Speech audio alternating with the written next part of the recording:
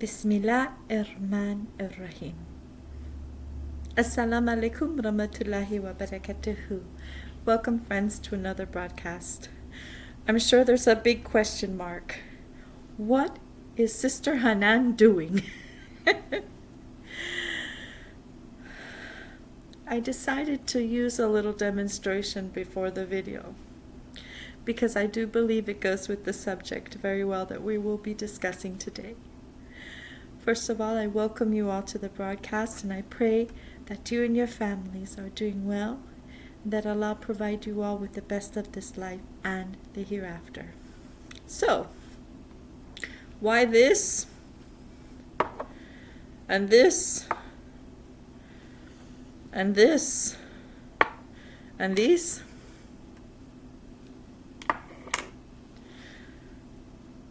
How do you adorn yourselves?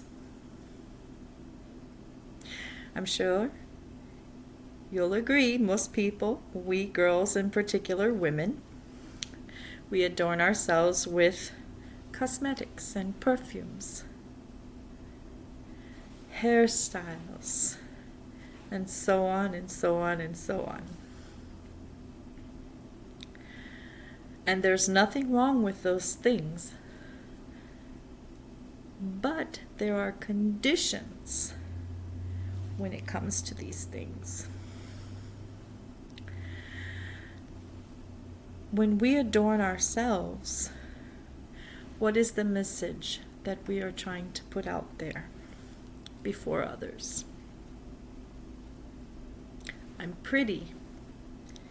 I'm beautiful. I'm gorgeous. Accept me, because my beauty is everything. And there are people who also adorn themselves, of course, to feel good about themselves. And again, there's nothing wrong with those things. But now, when we are adorning ourselves as Muslim women, are those things important for us to put on so that we can project to society that we are beautiful, pretty, gorgeous? No. We don't need this stuff, because our beauty is our piety. Our beauty is our piety. We don't need the lipstick, we don't need the rouge, we don't need the mascara, we don't need any of that. Because it's the peace person of the heart. That is the beauty that is most important to Allah. There are a lot of women who love makeup. Alhamdulillah, that's fine, you can love makeup. But is that makeup going to get you any closer to your faith? Closer to your Lord?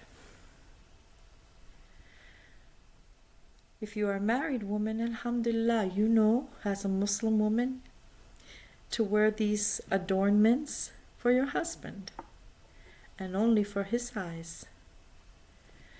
Because you see, there's nothing wrong with trying to make yourself pretty. But when it comes to the people out there in the world, we don't put our beauty on display for them. There's no need for that. What would be the purpose of that? So while we adorn ourselves, we keep it in its proper place.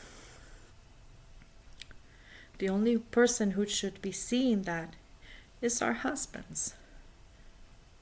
Our immediate family members, are the males in our family, our sons, our husbands, our fathers. But the men that are not related to us in the world, do they need to see that? Do they even deserve to see it? No, they don't. My beauty accessory, my beauty prescription, is my niqab. I wear it with honor. For me, it is a privilege. And I know there are a lot of other sisters out there, alhamdulillah, that they wear their niqabs with the same pride and honor that I wear it with. This is our beauty. And we wear it on full display for the world to see. And we are proud of it. And we respect it. We don't adorn our lips or our eyes with fake eyelashes and mascara. We don't do that. We don't put on the fake nails. We don't put on the fake hair to go out and be, look at me, look at me. Again, what would be the purpose of that? There is no purpose in it. So when we adorn ourselves, again, we adorn ourselves with piety. Piety of heart. Because really, when we're doing these things, if we're going on in society with these things, it's to show off our prettiness. I want to enhance my eyes. I want to enhance my cheekbones. I want to enhance my lips. So that I can put it out there so the world can see how beautiful I am. But that's only for our husband's eyes to see, for our immediate male family members to see. I am not some showpiece that has to be out there seeking your approval by putting on all this adornment just for you to tell me I'm pretty. Muslimas, we know we are beautiful because Allah created us. And everything that Allah creates is beautiful. Everything Allah creates is beautiful. And what enhances our beauty is the Quran, the hadiths and sunnahs, being a good woman. And being a good woman has nothing to do with how much makeup you put on your face, how much fingernail polish you wear. It has to do with the heart. So again, there's nothing wrong with adorning yourself. But if you're going to the masjid with these things on, you're doing yourself a disservice. Really, who are you expecting to see you?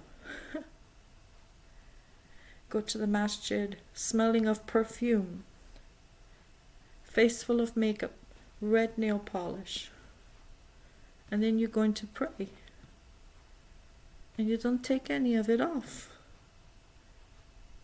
You're doing yourself a disservice. Not to mention that you're making others around you feel uncomfortable. Do you think it's fair to the brothers that you have all your beauty out there in full display, distracting them? That's not love. That's not kindness. That's not goodness. It's not. You can be a good person, but your actions are showing that you're not being a good person because you're not thinking about the other one's feelings.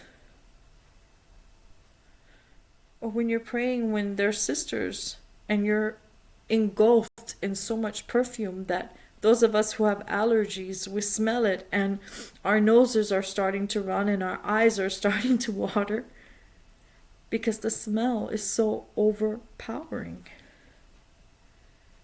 Why would you go to the masjid like that?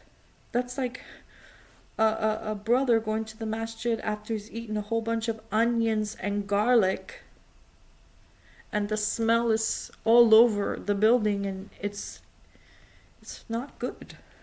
And it's very, it causes you to feel discomfort. That's what makeup is like, those onions and garlic.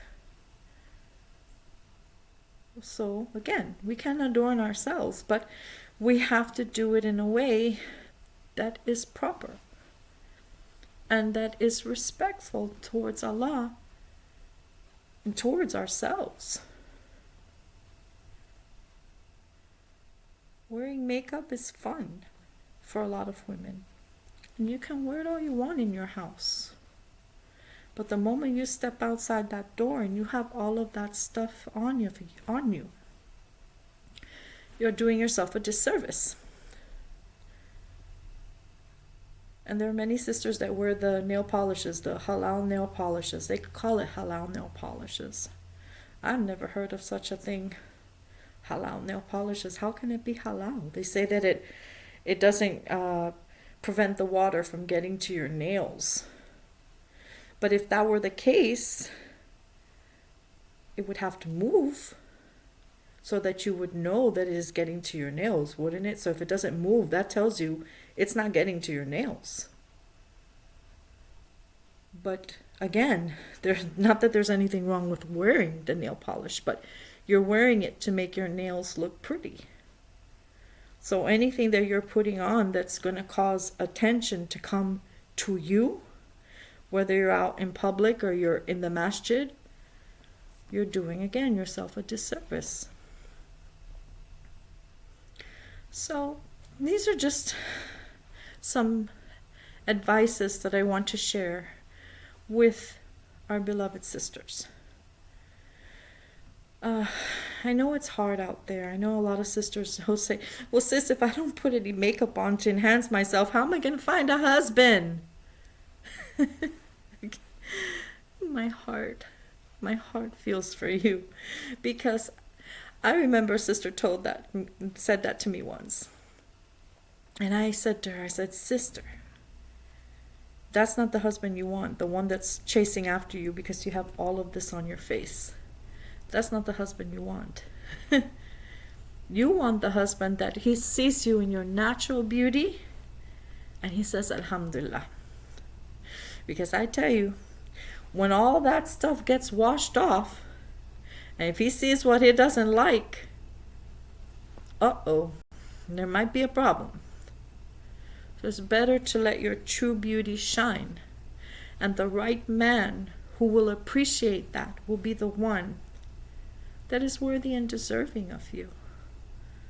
You don't want someone to chase after you just because you have makeup on your face and it makes you look appealing and all dolled up.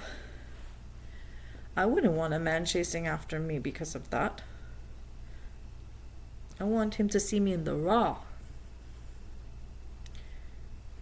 So Alhamdulillah, I just wanted to share this video with you and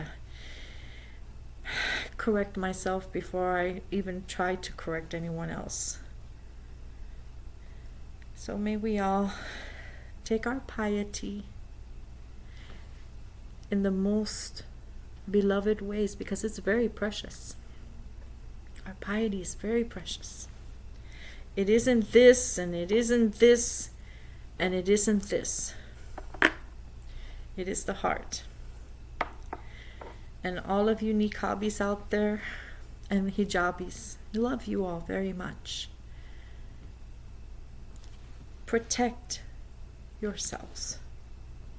Respect yourselves and honor yourselves, because you are precious and you are beautiful, because you have the rarest of beauty, the rarest, and that is of a woman of faith.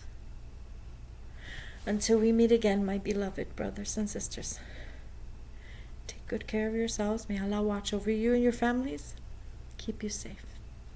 Assalamu alaikum wa rahmatullahi wa barakatuh.